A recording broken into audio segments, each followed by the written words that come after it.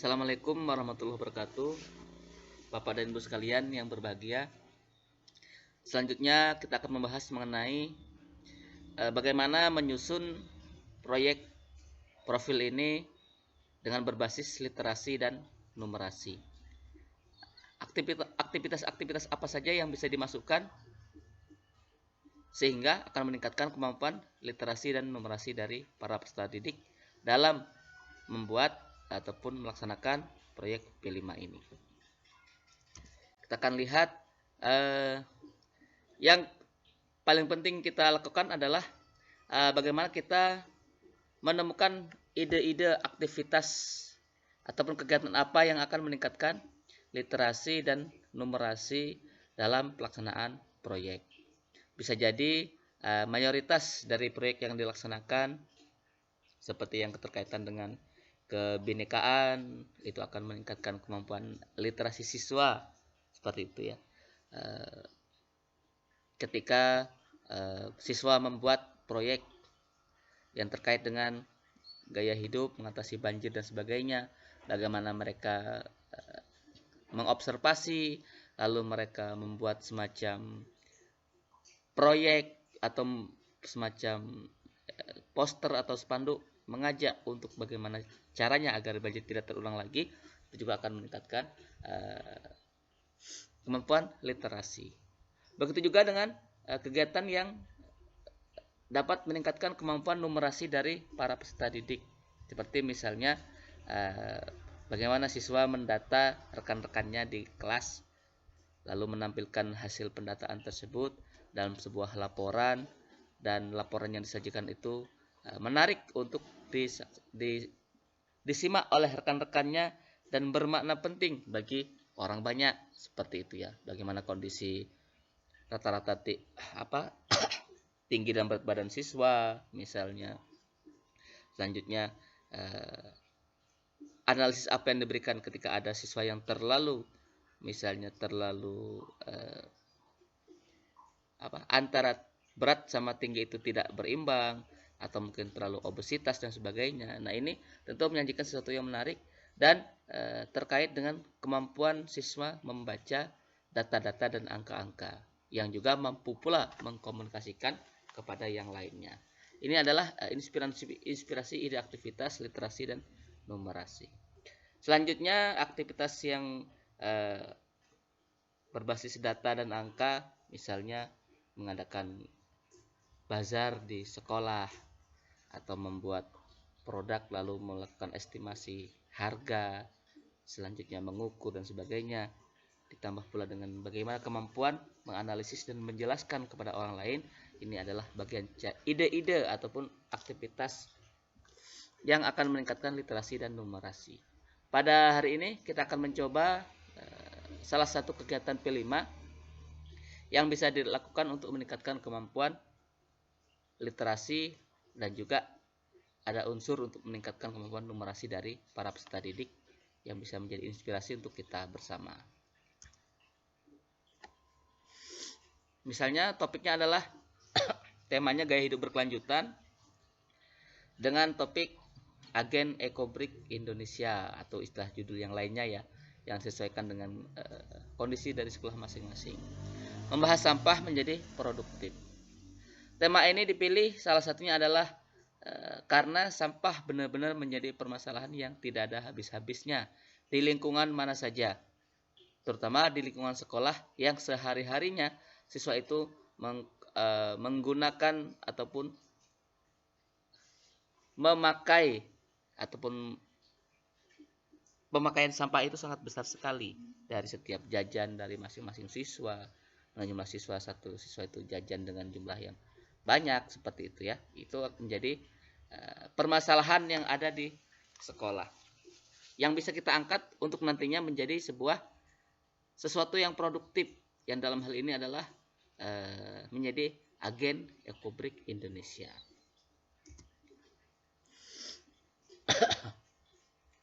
Tujuannya apa? Salah satu kegiatan P5 yang dalam hal ini adalah Ecobrik misalnya, ini agar siswa memahami pentingnya menjaga lingkungan. Ada kesadaran, tahu bahwasanya sampah itu menimbulkan penyakit, sampah itu bisa menimbulkan dampak-dampak yang lain dan sebagainya. Ada kesadaran bagaimana caranya untuk menjaga. Nah, ini adalah bagian dari literatnya. Menyadari pentingnya memilih dan memilah sampah. Ini juga literasi siswa dalam hal kehidupan sehari-hari. Terbiasa ketika sudah disediakan sampah-sampah tersebut dalam berbagai jenis, maka mampu memilah dan dengan penuh kesadaran menyadari memilahnya ini bukan karena dipantau oleh guru, bukan karena sekedar menurut perintah saja, tetapi benar-benar kesadaran. Ada ataupun tidak guru tetap melaksanakan memilah sampah sesuai dengan jenisnya, dibuang sesuai dengan tempatnya.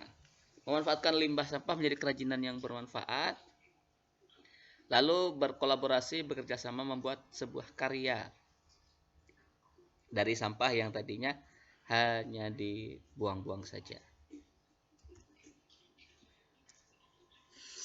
Kita akan di sini masuk pada mulai dari tahapan-tahapan dalam P5. Dalam hal ini, dalam tahap pengenalan, maka akan ada kegiatan-kegiatan beberapa aktivitas ya. Misalnya dalam sebuah proyek tersebut disepakati dalam 1 tahun itu mengadakan sekitar 3 proyek seperti itu. Kalau di jenjang sekolah dasar misalnya sekitar 220-an jadwal untuk P5, meskipun itu secara fleksibel dibuat ya. Maka bisa jadi misalnya dalam proyek ekobrik ini dibuat sebanyak 90 JP. Nah, seperti itu. Maka akan ada beberapa kegiatan dalam hal ini. Pertama adalah tahap pengenalan P5 serta sosialisasi kepada siswa mengenai gaya hidup berkelanjutan, hal-hal positifnya, dampaknya dan sebagainya. Lalu sudah mulai masuk kepada tema membahas mengenai sampah melalui dialog, diskusi gitu ya. Di ruang kelas bisa, di luar bisa, di tempat-tempat yang nyaman bisa. Karena apa? Karena P5 ini tidak kaku ataupun tidak harus berada di dalam kelas, harus terkait dengan pembelajaran. Lebih fleksibel ya, lebih bebas, dan siswa pun lebih nyaman dalam melaksanakan aktivitas dalam P5 ini. Jadi tidak harus berada di ruang-ruang yang kaku seperti itu. Lalu pemahaman sifat dan karakteristik sampah plastik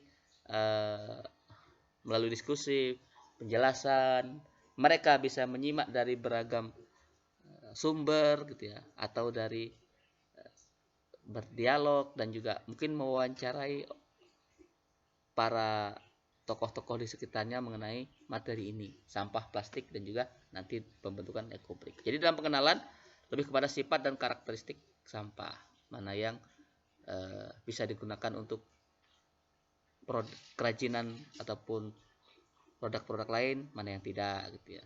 Lalu untuk menumbuhkan kesadaran mereka tentang sampah dan bahayanya, maka sebelum memulai kegiatan yang terkaitan dengan kegiatan keterampilan atau membuat sesuatu, maka dikenalkan terlebih dahulu dampak sampah kepada siswa, apa yang akan terjadi. Maka dalam hal ini mereka bisa berdiskusi, bisa menyajikan pandangan-pandangannya. Kita latih agar dari siswalah kesadaran mengenai sampah tersebut muncul. Biarlah mereka berbagi dengan sesamanya. Ini untuk menumbuhkan literasi dalam diri siswa ketika dia mampu menyampaikan apa yang diinginkannya, ide-ide yang didapatkannya disampaikan dengan bahasanya sendiri. Selanjutnya mengenalkan konsep 3R, reuse, reduce, recycle, seperti itu. Bagaimana memanfaatkan sampah-sampah yang sudah tidak digunakan itu untuk manfaat yang lebih besar lagi.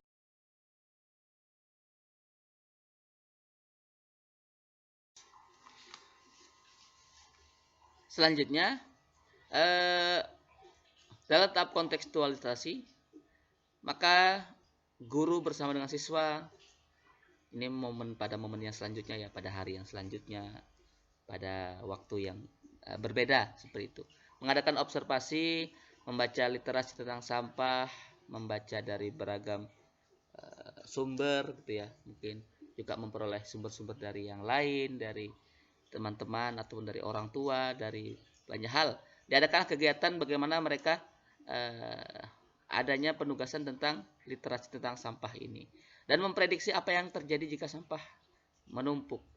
Dalam hal ini akan ada aktivitas numerasi ya. Bagaimana mereka memprediksi jikalau seperti dalam penjabaran sebelumnya, satu siswa itu membeli jajan sebanyak 3 sampah plastik dalam sehari di sekolah gitu ya. Selanjutnya di sekolah tersebut terdapat 250 siswa yang rata-ratanya juga seperti itu. Bahkan terkadang masih ada ya dalam beberapa sekolah, terkadang penjual itu menjual nasi pun dalam plastik seperti itu, sehingga ya sangat banyak sekali sampah-sampah yang muncul gitu ya. Plastik putih dibungkus nasi langsung dengan lauknya, dan siswa memotong ujung dari plastik lalu makannya dari plastik seperti itu. Nah, ini kan akan menimbulkan sampah yang sangat luar biasa. Belum sampah es dan sebagainya.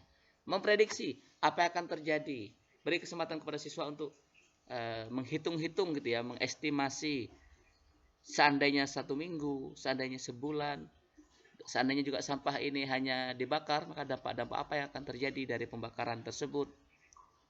Bagaimana jika cuaca hujan, sampah tidak bisa dibakar, dan seterusnya. Masih banyak sekali ya prediksi dan estimasi yang bisa digambarkan oleh siswa.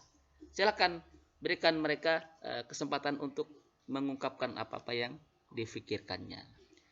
Selanjutnya adanya pembagian kelompok berdasarkan hasil diagnostik awal seperti itu ya, sesuai dengan kriteria-kriteria yang disepakati bersama.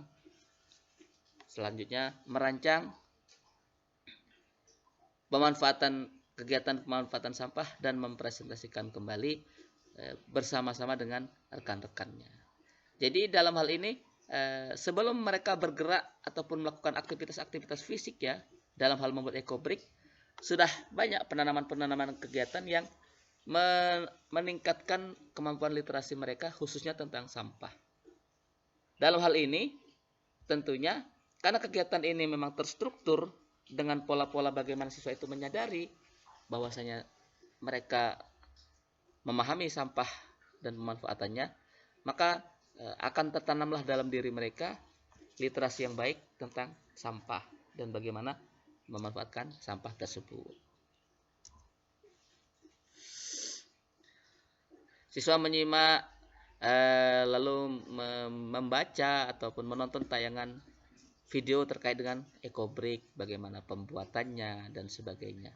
Lalu mendiskusikan tentang ekobrik dan memperdalam pemahaman dengan saling bertanya jawab baik dengan rekan-rekannya ataupun dengan gurunya, dan juga mereka memprediksi kira-kira pada bagian yang mana dari bacaan ataupun dari tayangan yang telah disajikan itu, bagian mana yang memang bisa dijadikan sebagai inspirasi untuk membuat ekobrik tersebut.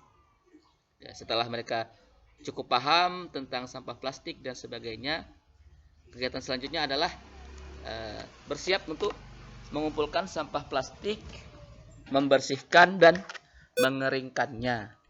Sudah mulai masuk pada tahap selanjutnya, yakni mereka melaksanakan aksi dalam hal terkait dengan sampah plastik. Ya. Dalam hal ini, dalam tahap aksi di sini terdiri dari banyak kegiatan ya. Bisa saja berulang kegiatan ini dilaksanakan. Misalnya pada jam sekian pada hari ini menyiapkan bahan pembuatan ekobrik. Dengan tidak bisa satu hari ya, tentu dibuat lagi seperti itu. Lalu setelah sekira cukup, maka membentuk plastik yang sudah ada itu setelah dibersihkan, setelah kering gitu ya, dibentuk sedemikian rupa. Bisa jadi dipotong-potong, bisa jadi dibentuk menjadi segitiga-segitiga kecil agar mudah nanti dimasukkan dalam botol ataupun dengan cara yang lainnya. Lalu memasukkan plastik ke dalam botol dan dibentuk yang telah disiapkan itu dengan takaran yang sama, berat yang sama, dan tentu membutuhkan ketepatan bagi para siswa. Agar apa? Kalau seandainya berat masing-masing botol ini berbeda, plastik dalam botol ya, dalam botol ini berbeda beratnya, tekanannya dan bobot dan sebagai takarannya, maka akan berdampak nantinya hasil yang dicapai tidak akan kuat. Bisa jadi kalau dibuat tempat duduk ada yang meleot misalnya ya, karena ketidakseimbangan dari masing-masing botol. Jadi dibutuhkan kemampuan untuk memang memilah secara tepat. Setidak-tidaknya bobotnya mendekati sama lah, seperti itu ya. Misalnya ditimbang dengan cara, lalu akhirnya diperkirakan ternyata membutuhkan sekian banyak plastik yang untuk membentuk botol ini menjadi padat penuh dengan ukuran sekian, berapa ons misalnya, seperti itu ya. Jadi ini membutuhkan kemampuan numerasi yang matang untuk menjadikan bobot ini nantinya sama dan tepat. Selanjutnya adalah menyiapkan bahan-bahan, membentuk plastik sedemikian rupa dan memasukkan plastik tersebut dengan takaran yang sama tadi sudah. Selanjutnya adalah merakit eco-brick menjadi beragam produk, kursi, meja misalnya, atau hiasan-hiasan dinding, memberi finishing dengan cara memberi warna atau menutup dengan plastik, dan kreasi lainnya yang menjadikan nantinya hiasan-hiasan tersebut bermanfaat, gitu ya. Setidak-tidaknya sampah tidak lagi berserakan tapi sudah berada dalam botol-botol. Tinggal mau diapakan botol ini, atau menjadi tempat pagar untuk pojok membaca atau vas bunga dan lain sebagainya ya.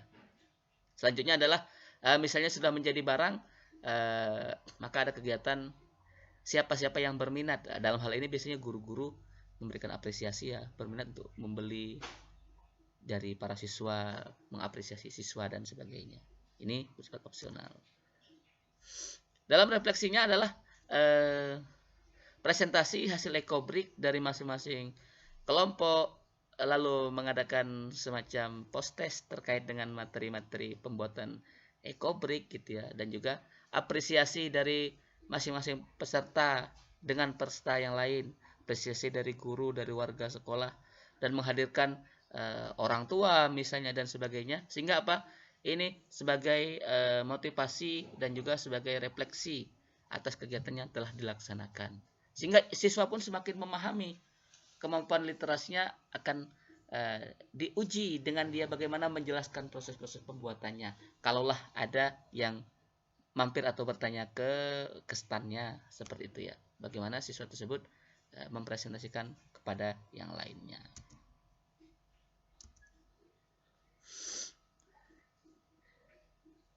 Dalam hal ini, kemampuan literasi dan numerasi akan berkembang lebih maksimal dengan diintegrasikan dalam kegiatan proyek. Kegiatan P5 dengan fleksibilitasnya mampu menguatkan kemampuan literasi dan numerasi dari para siswa. Karena apa?